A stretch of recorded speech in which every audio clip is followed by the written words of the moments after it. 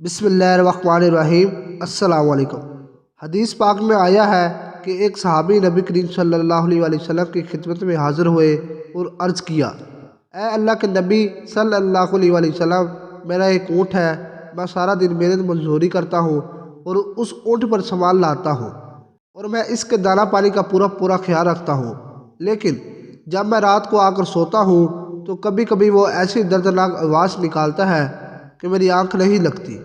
اب میں آپ کی خدمت میں حاضر ہوا ہوں، آپ دعا فرما دیجئے کہ میرا اونٹ مجھے رات کو سونے دیا کرے۔ نبی کرام صلی اللہ علیہ وسلم نے جب یہ بات سنی تو فرمایا کہ ہم نے مدعی کی بات سن لی ہے، اب مدعا علیہ کو بھی بلایا جائے۔ چنانچہ اونٹ کو بلانے کا حکم دیا گیا۔ کتابوں میں لکھا ہے کہ جب اونٹ کو پیغام دیا گیا تو اونٹ بڑے ادب و احترام کے ساتھ چلتا ہوا بارگاہ نبوت میں حاضر ہوا اور نبی کریم صلی اللہ علیہ وسلم کے سامنے آ کر اتحیات کی شکل میں بیٹھ گیا۔ نبی کریم صلی اللہ علیہ وسلم نے اونٹ سے ارشاد فرمایا کہ تیرا مالک تیری شکایت بیان کر رہا ہے کہ وہ تیرے دانے پانی کا خیال رکھتا ہے لیکن تو اس کا خیال نہیں رکھتا اور رات کو ایسی آوازیں نکالتا ہے کہ جس سے تیرے مالک کی نیند خراب ہو جاتی ہے۔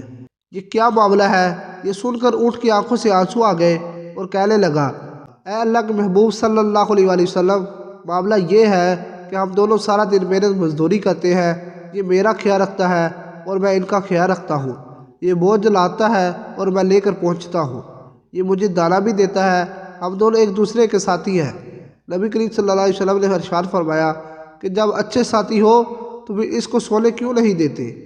وہ کہنے لگا کہ اے اللہ کے نبی، معاملہ یہ ہے کہ کئی مرتبہ یہ تھکے ہوئے گھر آتے ہیں، مغرب کے بعد کھانا کھاتے ہیں، اس وقت کبھی کبھی ان پر نیند غالب آ جاتی ہے تو یہ دل میں اس وقت سوچتے ہیں کہ وہ تھوڑی دیر کے لیے کمر سیدھی کر لوں، پھر میں اٹھ کر عشاء کی نماز پڑھ لوں گا، لیکن جب کمر سیدھی کرنے کے لیے لیٹتے ہیں تو نیند گہری ہو جاتی ہے۔ انہوں نے عشاء کی نماز نہیں پڑھی ہوتی، رات کو کافی دیر ہو جاتی ہے، چونکہ میں قریب ہوتا ہوں اس لیے مجھے نیند نہیں آتی کہ اگر ان کی نماز قضا ہو گئی تو کہیں ایسا نہ ہو کہ قیامت کے دن اللہ تعالیٰ مجھ سے پوچھے کہ تو نے اپنے ساتھی کو کیوں نہیں جگایا تھا کہ وہ میرے حکم کی پابندی کر لیتا۔